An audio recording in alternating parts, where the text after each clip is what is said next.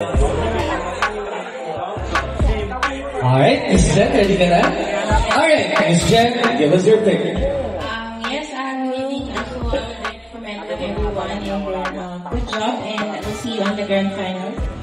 My choice would be Mr. Mabini Malate. Mr. Mabini Malate, my goodness!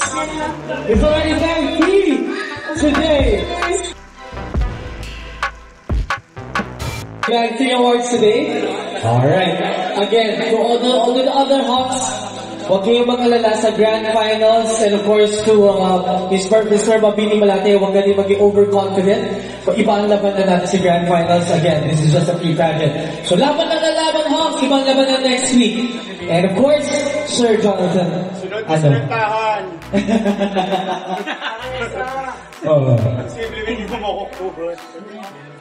Definitely, sa grand finals, iba yung magiging message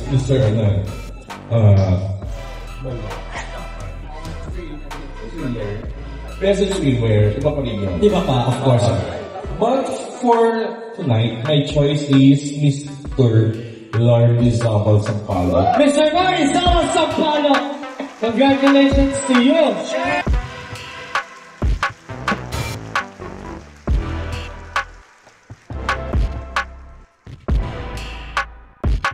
I want to thank Marcus for the awesome swimwear that our awesome Hawks are wearing. Ayan.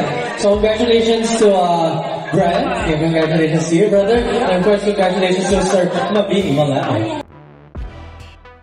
Okay, again, yung naging natin, pre-finals natin, walang bearing ito for the grand finals. No? Depende pa rin yung magiging performance sa magiging support ng mga handlers natin at ng mga audience natin. They need your support, guys, so malaking bagay sa kanila yun na buboost nila yung kanilang confidence dahil sa mga applause ninyo. Yes. Okay? So for me, for tonight, pre-pageant, my choice is Mr. General Luna Malate. General Luna Malate. Oh, me on the cell! There you go, General Luna Malate. Alright, there you have it, ladies and gentlemen. The top 3 next week, we will get to know kung sino ba yung mga panalo sa ating top 3 contenders in every segment.